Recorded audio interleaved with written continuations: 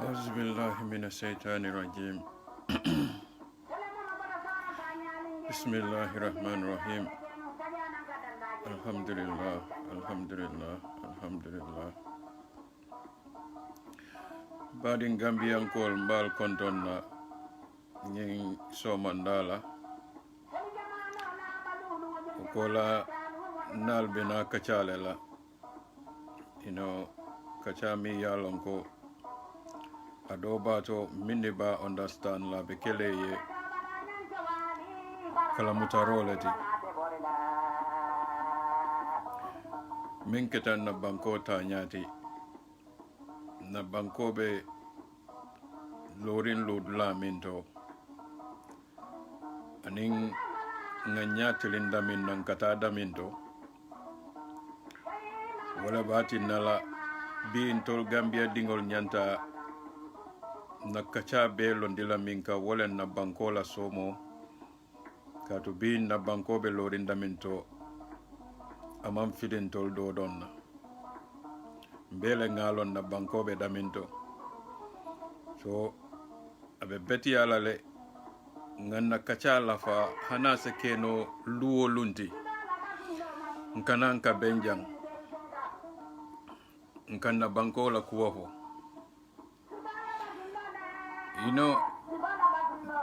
nying suba ngantulolo President Barola ala diamo banko dingolye minketa bankola taranyati mbe daminto sain babringantulolo ala duyama sutunding ay woleke so nintol banko dingol ya jibe mintumale President Baro famata banko address la te fango da ya fo ko wato minna famata na banko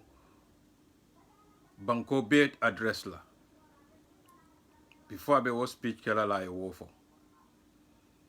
but ninga jibe President Baro la nyin speech ala nyin 6 minutes speech o min foje ntol banko dingol yesi ngamira President Baro keta president oti nyadi la Gambia banko kan ala siyo ntolla mansa kundato anin bitema mine keta mun falindir le keta anin nyin crime o min fango ya sambana pour kana diamu banko dingolier crime o kumasita Gambia wati jamalela nyine ati nante kontrol Gambia dingol bi nyanta min kachala wonyanta tambila President Baro la le because minem President Baro ala sanji lulu sanji labangabe wala kono ten sain puru atlanto la banko maro anim bitema ala sanji lulu njanga kana futa wala ten so wala tin nanka foko December ngata carte fayola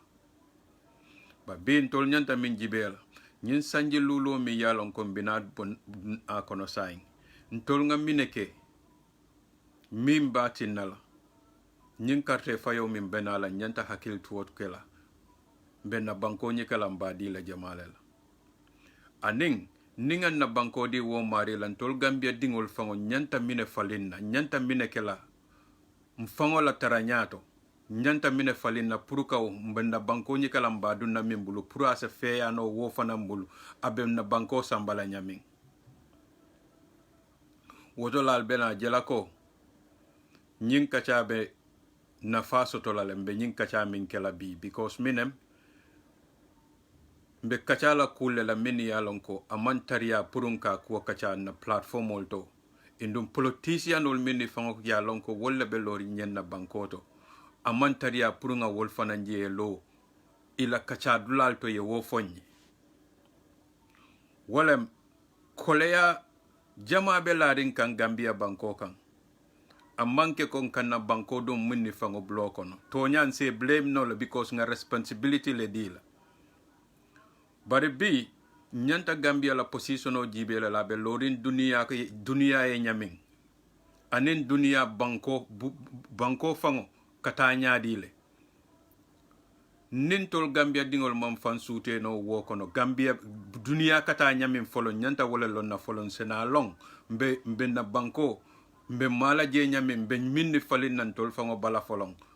kana futan na tombondir la lambina minni tombonna sako nyen December min kana na nyanta tombondiro min kel you know Mr. Toure ni mbara bake ya fanya min to nyalam you know mfa mata nyen platform otole fente fo sunkaro mi yalon kon dunta kono aning ngatli woro mi lakan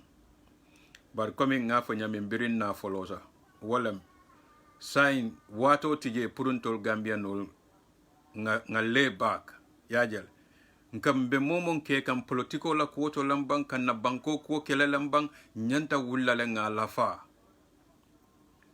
because minati na binta ka diamu ninga social media jibe ngatan na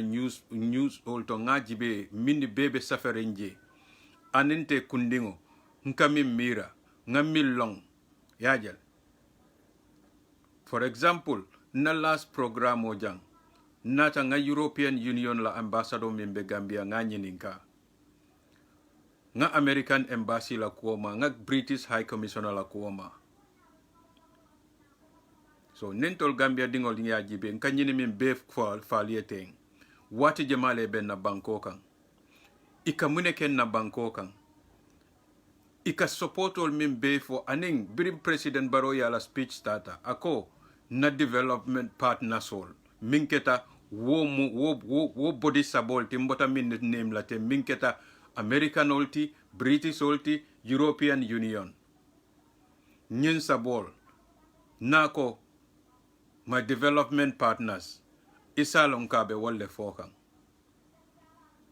tala sa Dawda Jawara la Mansakunda ala PPP Mansakunda ala sanji tan sabaw nimfeng atata nyaadi le ñin ne ñanta kelantol la dol Gambia dingol la ñinin karoti bi ñin ne ñanta kelantol la kacha langoti biringa political start Gambia banko kan mam mole soto bang minna miraro futata development mi yalon ko hadama dingol ni ko fadama dingol la tañato ay silol le soto comme bungo ka foundation o soto nyamin ni be bungo la foy foundation o le follow ni foundation o mam betia isala wo bungo te garantie la no woto birin tol ngana independence soto wato mina mo follow mi yenna banko mara mba commencer la jela to KGB ka jibero ko birinje ka jibe minati na bankudol tambita nyaadi la wallan tolnim bankol min yem fan soto nyola wol tambitan tol la bi fo bi wo bankol la fengol ka bondi tol ka fengol dede la banko ke kanami wafin tol la banko kan tol la banko dingol ka balu wala mbe tol la economic talam ba la fala bi nyin na nyanda kila Gambia dingo bela diamu fengoti mbe fefen diamula ida Facebook lembang, social media lembang, na political platform o lembang, na media point o lembang, banko fangokang, ntol banko dingol nyanta jibelale. Obviously, minati na biring wato minna ntol karango fango folotan na banko ka wato minna. Hada madingol karanta, degree sifa besotota. Bar womatin na ntol nga bo, katarasa mberin wandi bankol. Bantala bankol na danyino be bola wala blokon na dum fengol be bola wala blokon fe yalon ka kantul Gambia dingol niyo la akan kontanendi isalon ko wobu ka doku Gambia banko ka kabo bantala fengol fangon ka nka tara hadumerin wolle kan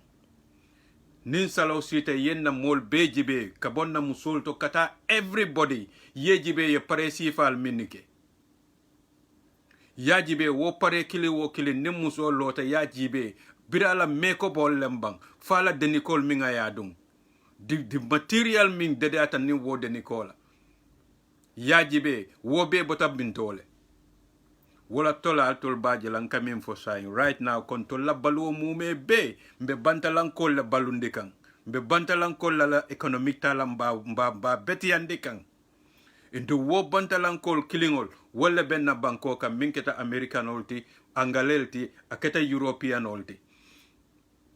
example o mena folali mbe nyin kolea min be folan na banko kam bi lopitano la bori soto balia fuaro la bata wolo nga video play ali jammi alon ko ngatandal lopitano kono mim fango mo doku lati ka jaralo ke jarala wala fango be siringa be wosila abe kumbola fente fotilimbalia mimbe na lopitano to ako fuarol kafa wo lopitano kono le fente fo fente mantare wo lopitano kono bara ko nim mimbe do ko la mansa kunda to kodo do man dimbe wo bulu ni wu hani suto le ye wo sasata anata banjul lopitano to isalon ko docteur obe bola na la larango kanne wo suto ayna lopitano kono ayna wo mari jara bar fuaro wala katara lare matla kami alon ka wala katara lare larango kami mam pajas osoto ninga na social media jibe bi funding kill mfangol be wolle mutakam be sitikan be jiol bonne kam be lipala e balolto fo yelobe bola je nkominem inata na kordal le kono inata suñaro la wo suñaro dimingo wala tinna mim fango ya lon ko na be ka kankiling na fa because bi mu labanta video min jibela wo mu mandin ka dingol te indu minni bali pe kan ati tol in ka dingol le bebe mandin ko le fokan albem fala ye funtota ya ka dato ya city pour aka mim fo aka na wofo ibe continuer le bali pale dan itol fango kala fo nyoy ko akanyan tele saim because ya jela balobe faraka nyamin yelobe bo kanye bar wokola do kilimbe kono wo continue tale kala lipa nganyin jibe nyin lam ko wolte min ya lon konteni na ke ya mumebe wala kala nyaaji o bonde because minem woto len ka sute kontol Gambia dingol mbe damento anen ninga woto jibe ngana jibe fanan widely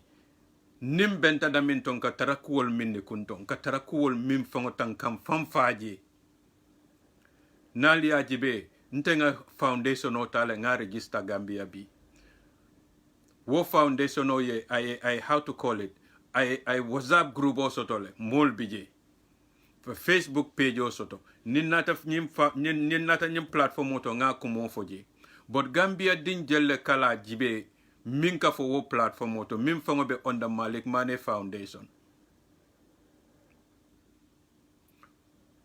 nyinam ko walti nyanta min jibe la ni ajenta nga wo foundation o start wo foundation o wallahi mba falal be altol min be bina la ali altolo nyin video la hana manke sainti min bina la fana yajibe katu wati ka ke wala nyama ninga video landi isalon ko somo fo sininding abe la fala le mol min ba jibe la but wo mol nkadia mu wolle nal futata nyin video la aliya mo inko Malik Mane Foundation dukaralta Facebook aliya Malik Mane Foundation ta aliya nyini Facebook aliya ta aliya jibe mon kusi falle biji nka mun kusi fal la foje ninga saferol ke ani mol mini ka taraje ika minni fo woto lalbe Gambia la problem o tar la renji bar wo problem ol min albetar la onda Malik Money Foundation aliya jibe na nyim terol min ka ke kumandi American ol la angale la European ol min fango bota for la last week ko ye over 330 something million ni be wala nyikala ya di Gambia government la presently induko over 150,000 euro be silo kan ne min kananan ibita min nyikala ya dun Gambia government blokon nintol nga wo be jibe nying tubabol min bebe sirin na banko kambi iko hadamadi ya itolle ya lon tolti wala tinna nin democracy be bote tolle blokono nying human rights ol mi be kale ikalefo sorry human right wo botan tol fangola kila le blokono sallallahu alaihi wasallam because ala la alqur'ano ni ajibe be hadamadi ya la nyanto be tar la wala kono folo hani la science min fango be jikiri ngala ni wo alqur'ano kono jibe be kuol tar la jele mi ya lonko itol scientist ol fango ka jahalle ni tol ye wo long wato men ani wo alqur'ano safeta wato men woto le kalako alqur'ano le dunia kuo beba o telekon bar biya fele nyinti nyinata wo dino fango mi yalon ko ya na fe nga wotun ko mala sain lata tubabol yemin na fenyi lata wala la katambe wo dino fangol katu mba fola nyaadile birin tol nata nga mamol tara ntol mamol buka angale kango sa fo bari ka arabu kango tale ka mandike kango tale ya safening arabu kangol because minem ye wala karang hanim fanyol fa ma fo mamanyol fanyol kono ngejele min yalon koy mantuba karango ke barika arab kango ikela mandika kango be safeni arab kangol bar biri wolbe wo stage to tumomi nebe arab kango doron karanna ni la mandinka kango wo kam flol ye culture dito la mi yalon ko ye fanda nyini nole ye fam marano because wo time nin tuba bolbe la kelole la bantala bankol kan ika min fo dunia kelo katu teka fole tubabo la kelo lam wo wato ni tol be wo kelo la wato minna wo wato tol namol betala banko kan ne be la hajol topato kan bar minati na wotumo Gambia nyol ning Afrika wo bankol makala muta wala kelo mantare tol la banko ka wo wato ikatano kunkol tole yela do fengol do yana ya na fe because ikela dimba yal balundi wol barbi ntolla generation o Benjamin Tim B Gambia momon yaje majority of the people ikamineke ika banjunman ika minefo ikata bitikol te mani boto sa yana londi be dingol danyini lamin bi ntolka wala foko on the Malik Foundation ko hana taran nyim na patiyol min fangom be support kan na taran ye kanu lafita tonya juso ko na manke mfangola nidia timbe wala jibe la fo Gambia la tanya ton dol banku dingol bebe wala jibe kan woto bile nyanta tarla places like Malik Money Foundation damin ka foko al ngata nga jibe ben famfalin na nyamin isaje koleya min kabonam bantala kanan tolkan kontrolo min fango ben kambi yajal ntolka wala jibe indunal nata onda Malik Money Foundation albe wala tarlaji self-sufficiency, eat what you grow what you eat. Wo foundation auto bring a form an inside tema nta fono la fanko how many Gambians, young Gambians, you know middle age Gambians kebal wole yalon ko yela time bebula fente foye understanding lesotoko hada madingo la tanyato foye fandanyeni wole dunta agriculture kono be fengol fila banko to abe falena iba katela iba tala iba sambala dulal to puruka wafi kela muna fangol sotoji. Upon all these leaders all mini be kanana so far ikanalo nye political platform ulteka ikela development program ul pefo billahi wallahi tallahi nka mimfali ya manke faniyati biring Adama Barrow sitanin santema anala dusa no nyol ani momom bebe abala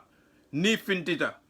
ika min fontol Gambia noli ani min be kerim bankota man killing at all because minem itol fango ka min fa amantare bulokon niaje Adama Barrow be nyin dasia min bela development quota ma keno woto salon ka sembo fango tala abbe bolan tol Gambianol le follow blokon wolem tol Gambianol nyanta suutela le nyanta mine falin nam fango e follow en ni tata Malick Mane Foundation ibe wala tarlaje ibe funding ke le tarlaje mi yalon ko dol natanim back well la biri seita imanta yata workshop wode dai ko be kudole le tata le ye bankol ta ye sumang ye londi ibe do ko walaje bar mini yalon ko wala fango meta do fango mu karantale babulu ngamira nyomi ma fango lem yaje anala karandingol mume be ika do ko walake but this year bira harvesting ka natala ala potential benyuwar jurumo la ye londi jato la ye londi nyen ustazo be sirim faka potential din nani nyika ka tandi video kono ko ninga nyinta nga ninta fangola dulale bembulu jam fangola ka wafi nsenyo wafi no moli yale dala sitang barako benyawaro nka wafi nyene la jenda njayol ya woliena ya benywarta ya samba pod wo video to wo ustaso be min dane kan masakunda bulu wala nyinti ya makoy ay enough years to wo banko to pour ka wo fenke wo fifengol balundino anyama lafta e kenyaming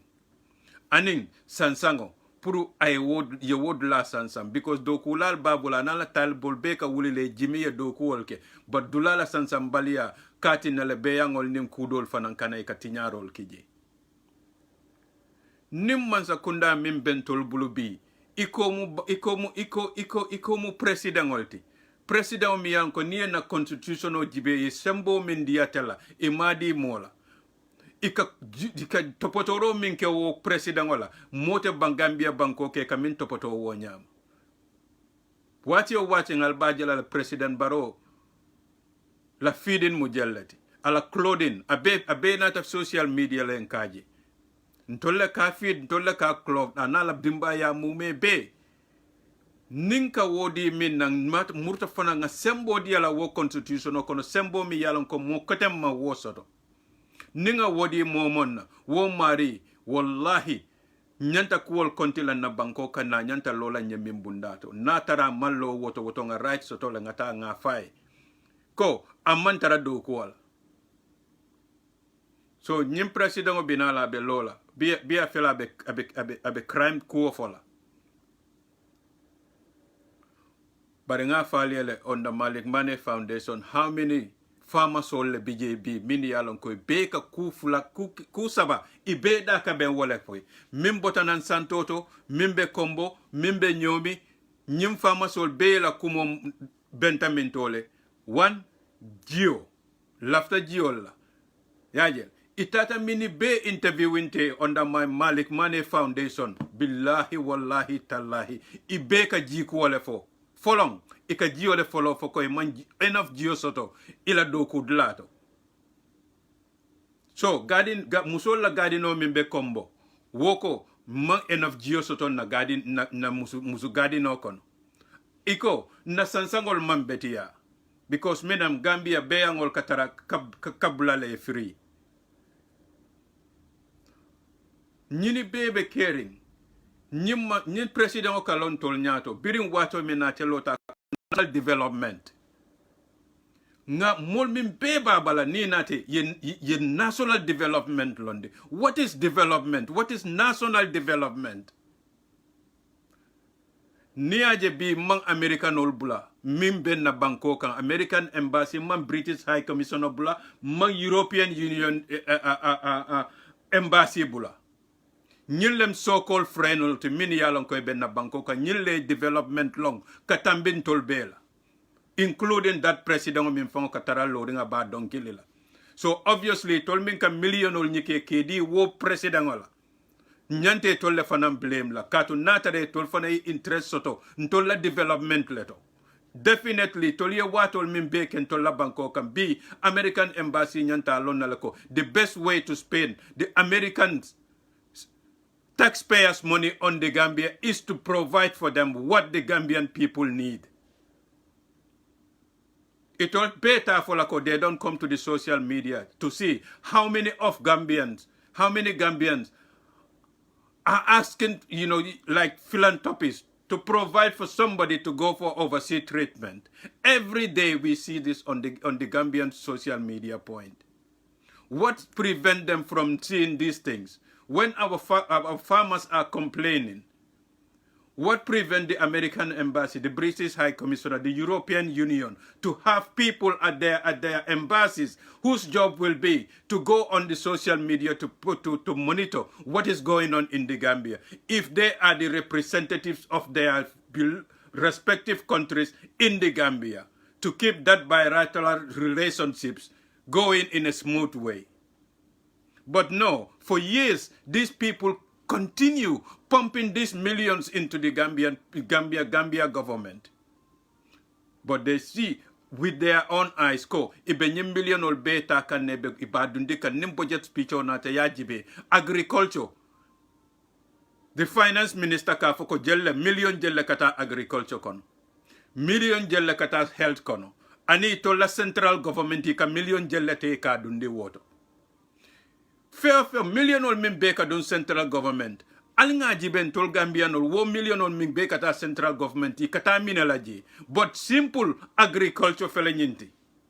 Natara 1 million ol min beka ikata central government ye divert ye na fe agriculture minister koto. B ntolbe tarla sirimbe agriculture minister mba tele link la with Malik Mane Foundation. Mba fly ko look, there are 10 farmers in my foundation today. Mini yalon koy bebe mako irole batukan. Some of them ye production start le. Ibe jabol produce kang. Yajal. Bari la jabol fango dingol buka warano. Compared to those mi ike import. Agriculture lalal doko mo puruka jibe. What hard kind of help to bring to those Gambians? Mini be jabo doko kang. Yajal. Puru la jabadingol se warano ka compare. But this is where Malik Mane Foundation is coming from. Katandin tol Gambia dingol very soon. Albena dindingol jele finte Marcel Beto. Ini musol be interact la, ini kebal be interact la. Alben jela santol to mola luol to mola swol kono suton ka sinamal pleji. Puruka londo na fe nan kanyo karandi. Ko falling ole nyanta kelantola mentality to ovo falling abe kumasi la mentole na domoro mba folola wole folola. Nka min domo sain nintola moltata marché to ba kesen na le yajibe fengo min ka falling Gambia. Mbe wole sananga kenna nyekon. Hani mine be sujet domo la sain ba ko indire la ko wo sujet singo min kabo America alabula. Because program do binala mi yalan combatant la mola wo sujet singol kadeda nyaming. Ika wati jelle soto freezal kono. Biri kabo America kana fo Gambia. Mbina video do tandile la na Gambia Poultry and Animal Farmers Association. Over 300 poultry and animal farmers lebe wo foundation okon. Wo WhatsApp group okon. Which means from Koina to Katong, any local person be Susel Malayandikang, Sajiol Malayandikang, Burol Malayandikang, Kamol Malayandikang, Pural Malayandikang. Fair of a yalong ko ibe wokeka wolbe natale tarata under one umbrella. Ika wala command Gambia Poultry and Animals Farmers Association. Mbe wo konole, wo association konole as an advisor. Minem because na platform nga useless for the Gambian people. Biri mandum politiko fam kono nga wale fango yen dundije because nte wuluta wale kono. Birinta wuluta bakau kono. Wo bakau area mume be. I know what it looks like in those days. But in tola wo South Atlantic Fajara. Birinta dindi mambe saun naje. Na korda bantala. Mbama ka alamani febe nunjele to. Sibi karangol bele ben na wo area to no wo wato. Ikafada mi soldier town. Mbama birin development starter I mano stop kaken na kordadata saunta kotu just before the bridge nibeta kotu on the highway from Combo Station Kata ibe kafuta o bridge o min flower garden ol bedamin na mero la garden ol lem woti before flower garden ol fango benala ji. But since this time ntol Gambian ol bebe siring ning political parties ol nata mbe nga wuli ngata ngana time ba spend je. But ngamira this Barrow government anyantan tol karandila fenne la mi yalonko. Wallahi mbafala la control Gambia dingol we will not fall into this sort of trap again. Walati nabi nakacha nga base worker. We have to be wise. Nyanta nyamen nale ntol signol fango mim keta tubabol mimbe jikirila. Jiko minga sotoje alinga faling ka tandiko kolea dobe larin kan na Gambia Bangkoka wo tubabol le ya kos. Wallahi mbafola kan nim mandinka kangolla mafoni angale kangolla mbafola mandinka kangolla because al tolle se kafunonyo la nga wo falindiroke nse wo falindiroke no nyaming wole nga min na fe na Malik Mane Foundation al nga na nga do koke nga jibe munde mu problemo tin tol fangol konon sa keno nyami wolem na dobal mbe wolle sembentu yala nyadile baria min bejembe wala bondela je wolem coming kon na dindingol ba commencé la daming kata Marcel to ni musol ka interact ni kel ni musol momon ka do ko ke Marceto ni wolle folobe kacha commencé la katandi la ko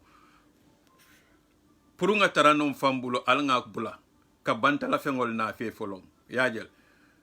mbe folo la walla letan senaji ben nim bantala bankol be di la nyami but folong fonge ta stop folong nga concentrate in tolta kan yaje ninga wo commencé mo Gambia dingol min bebe pareri be sama dola sain yaje mam fo sama dola la de bari be discourage kan ne pour ke fonyo so mbe wolle support kam pour ka jibe nin tol nga na timo ta ngeki Marcel to ngeki restaurant olto ni kasi ni ka hada makacha ke commentenal tol be kacha kanyami ita restaurant yo ye ka ko ha kula be kerin sain de lafta falindiro le na fela ite la nyir restaurant wika salato jelle ta ika fenke ila lungo kono na ko nka salati benyo war nani nka wala use no na restaurant o kono iya fa saying okay say ite fana register on the Malik Mane Foundation ntolba make sola la ko ila salatu benyo wari nano ika wosoto no natara luolundem woto len tolbita la no ngata sukota musolia mini yalon ko gadino bebul nga fo ko say altol ye make soko salato dorongal ka wodoku nsetano dula dol fana ya nga fo wol fana coming Mr. Jamenyol dol min be na foundation o kono be jabo doku la jama ba yajal ngata wol fana ya nga fo ka concentrate jabo doronkan then ngata hotel ol fana ton na Gambia hotel sol min bebe je ngata nga jibe ila kukol o mimbe mararing food and privilege la nga nyininka ate vegetable on mimbe kana hotel auto akabo mintole yaje den nga jibe nga make so fanan ko wo fanan vegetable on mimbe do na wo hotel okono daily ila wo restaurant be mimbe tabila be ke fentimi alon ka aka falen Gambia garden ol le kono ninga wo linkol dunde birin sign yajal dan wo ko lan tol Gambia dingol yana jibe na musol pe nying importano bebe na musol le bulo kono walati na wati tambitan na UDP kaf ol kono nkoy ko al nga nying commencé al tol musol le Gambia falendir lalti al concentrate yaje nyin tantambal min be mbake kan ninko nganna political party support coming for example UDP ni UDP musol be min be diaspora bi itol bente kambenta ko tonya purunga United Democratic makoy lafta mi yena ke next president purunge makoy no anyama mbaji belale nse kuol mintano nge keno puruntol Gambia dingol na la fifengol min ka bonan dunia bankol kan sako min muntako mano mi yalon ko ning UDP gagneta somo loya dabo sita keta president oti abaji belale ntela banko dingol ka mine domo folo yajel wotole abena jela ko fay mani kulungo bondi nan China ina nafe o America ina nafe but nataran tol UDP dingol ko alnga nyim makoy mba makoy la nyadile wo manom be wala jibe la mba stop la nyaming coming from America or from China woto le mba jela kon tol diasporian ol mini bebe jang yaje ntela association o ka wala ke sain indu nuntije wallahi ntol man profit nyini na association o to na kodon ka wala bonding ka dun nije but nga very easy way le je pour ka wo development on na fe Gambia better than Adama Barola development. So nintol min bebe diaspora jang sain nga jibe river Gambia from yil tenda foka finti banta jise kumasi tadamim fa danta daminto nga jibe lanol min bebe wo jise bala ntol diaspora nol jang nga start nga budget balon de miya lonko niko ka nga tractors and wala tractors sol fango be jele already min ya lonko ka $1,500 is le charge pour ka mani faro sene yajel one plot malon ploto mo how many acres leti bari ika $1,500 le charge pour ka sene ni woli wo sene tolbe Gambia jang how many mimi Angleterre jang how much is $1,500 ye wota ya dundije ye seno bang tuturo esi sate musol yeta ye maybe 150 pound bondi ya ki je ko ye kontongo tabi sate musol ye yaje yena ye tuturo ke one day yela ploto be tutu na bota wola abanta ye mano bula I grow nim wato sita ye masingo haya kotenke maybe another $1,500 or even $2,000 masingo ena ela mano be kuntu bariko mani plot kilo killing aka 100 bags of rice le produce sign diasporian jellebe Angleterre jammi yalonko as a 2 plots of lantala sponsor no atara tebe UK jang aka wo sponsor wo manol ka falinga te wo ploto kono at the end of every harvest aka 200 bags of rice produce nintol benga woke a feeling end of rice na fe mi yalon ka ben na Gambia dondilal providing that nga tala nka mano min domo every day nga tala nga nim fendol jahas like nyambol instead of your mano tabi every day ise fendol na fe no le minketa nyambol ti minketa patato ti minketa tubab nyolti anin kudol musol le fangoy wolon katambin to la walati nan ko nyin development to abe start la musol le follow bala bulu yaje walati nan to la foundation on bita musol le follow mitla nika interact from now then later mbat mbena program dol na fela mi yankom be video solde dala musol betar la siring ibe tuba mu nyota la from scratch ya samba tour dulato ya tu wala fango ya tu ya tenteng yo mun kota ya de da futoti o ya de da fendoti feo fe isa de da no from tuba mnyo kono mbe wolta la nge video nkana wala mbe wala tala nge ke project sol kono kate samba santo la satelto katandila ko we have to go back to roots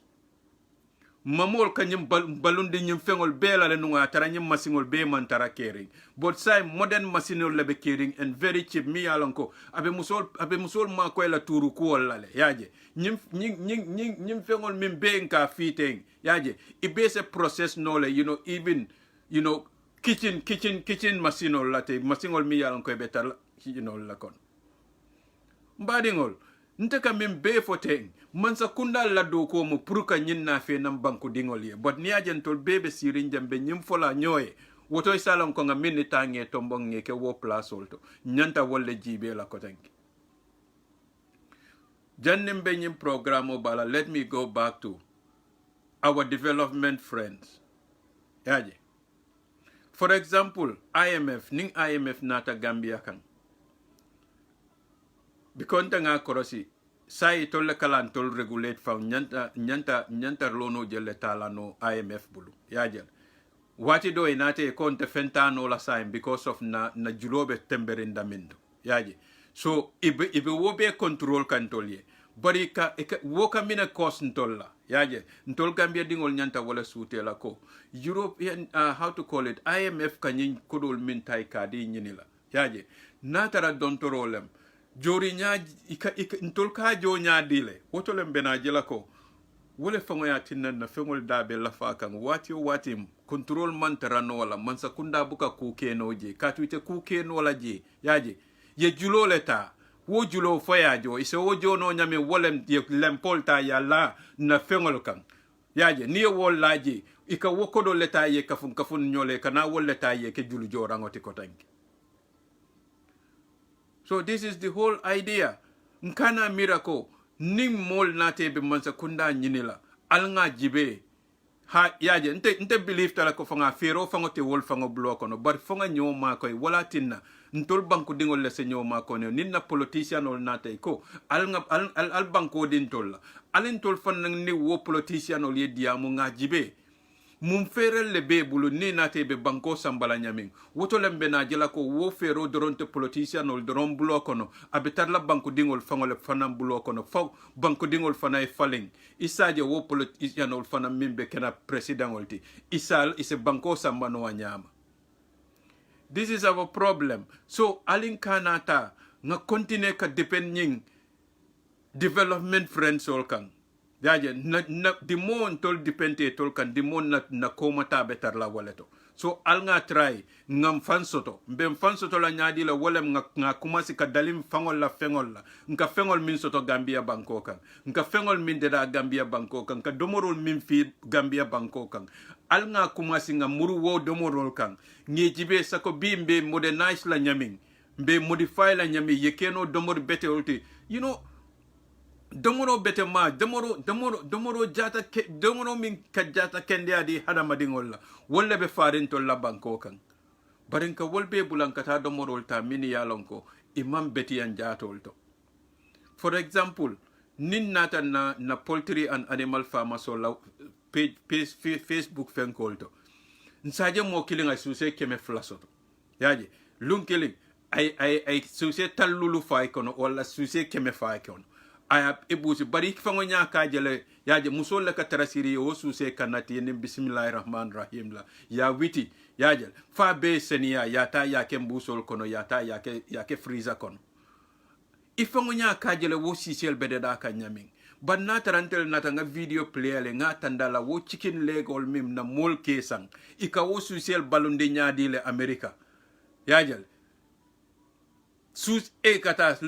lekun fula lokun sabadron suse fela sita farola yata yafa barika mun domorle ika mun borle di wo suse la pura futa pura taria ke ba yala wonyama puru itolia wo fano ye profito sotono wod barin tol Gambia nol ma wolong son tol kamine jibe adale diata al ngata ngasang nganna nye tuje nganna Gambia suse tuje ngata nga kartongol sang because wala da diata ñing ko ñanta ñin la understand la folon ko na ñato ta mantara ñobala nan ko mbe continuer la ka American chicken legol do mo woto mbe continuer la ka dali American chicken legol ning American chicken legol man so do wato min toro benan kan ko tangi woto al nga jibe na Gambia poultry over 300 ta kamen fali over 300 maybe far more than 300 because mini register na Gambia Poultry and Farmers Association onka wala faliete but mini yalon ko folong ma wolong yajel wol fanan dandulate wala endu nyini be wallahi ya kumasi sise fulalla sabanani lulu fosa ya futada suse keme yaje wo fodu mo kono kanyo ma koyle yaje doctor ol fango bijele Gambia nol mini veterinary karang ibijele yaje nimmin na suse wulta abe jinko la mantara enkeri wo fana ina forum mo kono ko ntela sise wultale de yaji ika ku sifa bele jeje yaji dol ko na sise buka singol kafuno sise ndingo isaja singol be wartiri but yo julota ya sitije yaji ikonia ke teng lokun kilindore isaja singol yetilin no ko teng yaji sise la boro sifa bele be wodlato local borol pharmacy borol nimmi na sise wala ila sajio min soto yana nan doron atemele se do jay na e jabe a foy ko nyintra yaji adomorol fangola de dañal wol bebe wo foru mo konole bon nata mine je minketa another problem ti yaji wala tin nan kanyin president ol blame because Mr. how to call it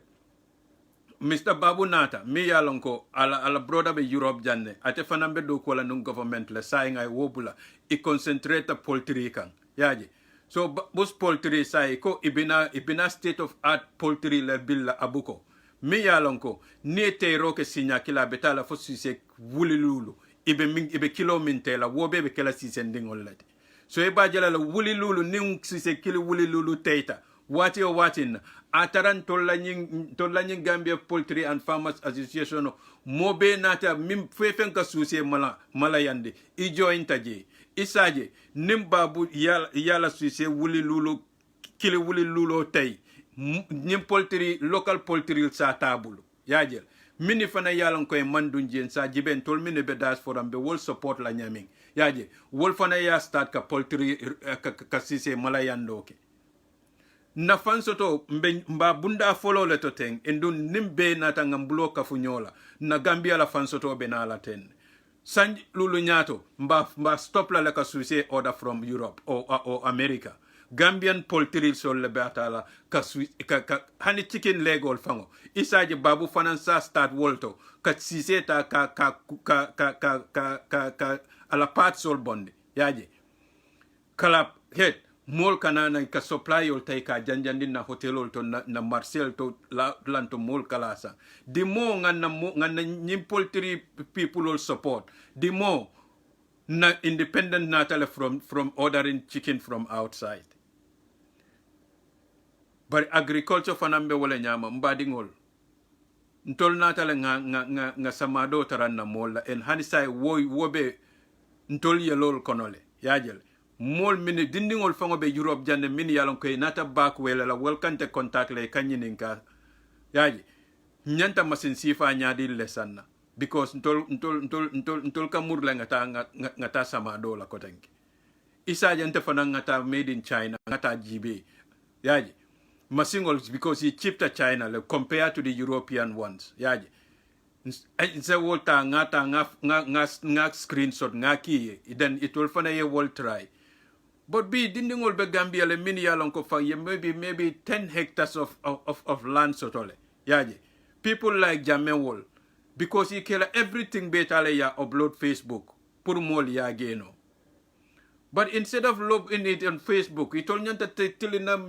Ministry of Agriculture le nyanta a Facebook page sotola mi yalon ko nyim fama sindingol be betale la fengol upload la jel to katandala. It will be mine grow kang. Yajel, ila problem solve minute la faminto.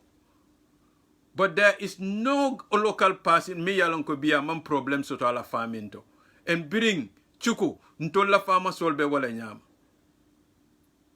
But every time saje ni budget speech nata mansa kundaye na nga fako sa inde nyinande mbem billion nangam leta la nga tanga depends. Gambia be nyante kate tulolo wolto woto la fana nyanta trala nga fo ko natara man angale kango moy banko be buka lonno ka mim fo la bejoto ya fone mandika kangola ni local kangola mol sa understand nyami woto la mol ba sute la ko tonya ni ajen loptanol be tora kan mansa kunda ka kodo min tay ka talan ibuka fendi loptanol ma fangol ibuka fendi dobal la ma fangol anin dindingol la development wa ma fangol la ibuka million jamal ke woto bari ka million jamal tale yake ila mansa kunda fangoto dami yalonko mola balunya mantara sekeri wobal woto le mbe nyinin kala people like Mambura Njai nana ta house ota ko ala budget a divide 10 woto le mol wo député fango nge sindije wala kama you know so mbadingol al nanga kacha al Facebook talia Google alia check alia Malik Mane Foundation jibe alta WhatsApp yaje alia Malik Mane Foundation jibe nga kafunyola nga development na fe nga falindiro na fe mi yalon ko mota na fe no lan toli fontol doron nebe wo falindiro ke no lam fangoy indun na nyato tabe wo falindiro lebal du kare ngal dani al nga wo concentrate wo ka bi mbe momon be fokan mbe busy rin ko min beto tonya ibeti yatale bari manke fenti mi yalon ko wolle ben na to la balunya falin na Gambia so memba falin na wolam al nga politiko ning nyindo tangi kafunyola so mbenna diamo dandila wolto ni laftan na politician ol minke tombong alin kana mira ko nimman falindiro kem fangola koto fo ntol nata dorong nge supporting nga quartier fayi nge sindi dorong itol betala le min betiata ntol to ya kenon hani atetala wonyam ntol fangola be parela nga doku bala wala falindiro min nyanta kala indum niaje ka falingo koleyatale moy dalita ka min domo yaje ni na te koy wo falen bar falindiro min fango be ja daw bato fango iba falen na mina wala fango be diale dal ta kamindom bar bawo inene matrai italon nol ay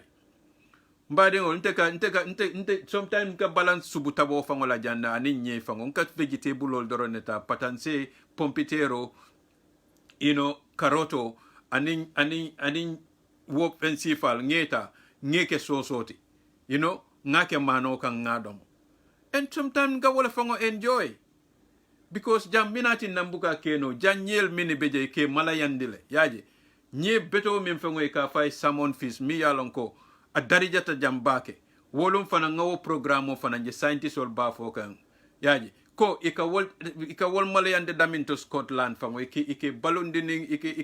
ika bori sifa min dila nin wo boro dunde tol bala aning naturally mimbe tol bala ni boke wo jio kono aka environmento tinyanyami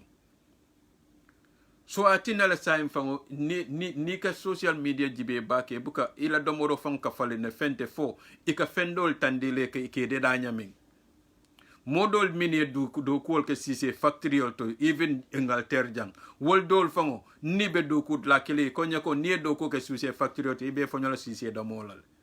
nko e mine mi konya ko woto le nya fango bajele ka o sise da nyami so ning ala ya ken tol nga wol beje ja wala tin nan tol ka sino ka foko alnga akata nga bondi bantala banko la fengoto nga murum fango la fengol kan folong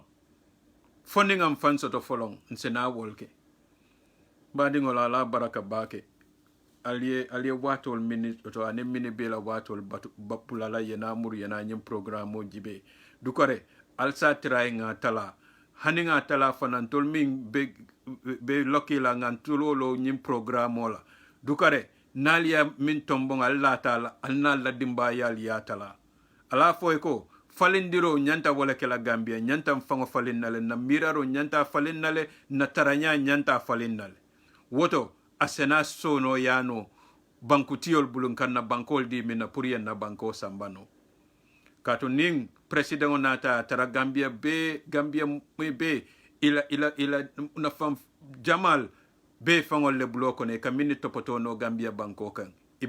ila nidia be sujuri wol isaje fana nintu babo le nati ko be kudo la ka fana se balanno ka to ya balon na lako nim balanta nyinna yaje ate kala problem ti biko na mol be fango balon dilale but say nim mol me fango ke wo place auto fo ya te bulane wo tubabol yajel tubabol nati lafta kula la kan ate ya lonko nyin nial an kan be koleale na fela na mol kan ka to be bindi lanna do bata be man ko ela le bi ngadundi nyin karado la bar soma pour gien jono fongan na fengol tangé dal la fa wo kole ya be la na mol la kam pour ngane tol jono ko tank so nin kon kam man sol min tombon pour ye balanno ye lono kuke yaje woto al tol ngan na Kenya falling yaje nyene keta yaya jamme mu pan africanol ta kata fotu babol fankona diamu ay dasia bakije barabu katano because minem ala mol min fanga be kelo kele wala nidia be sujuri wotu babol lebal at the end amurta ka fangola fengol ta ka ke nyapinkan fangola mol barnata ranung tubabol continental nui ka millionol diala ateta ka wo fengol min nyapinkan ase nyapinkan so this is the fact alnga falling and mil after wo falling o jala do karena Malik Mane Foundation ibe mol tarla jele mbe nga kacha nga ko kacha nga jibe mbe falindiro na fela na mol kanyaming falindiro min keta mfangola domorolti mfangola muna fam fengol nga jibe mbe mulle kanyaming ala baraka bake ala mantili nyanna kairal assalamu alaikum wa rahmatullah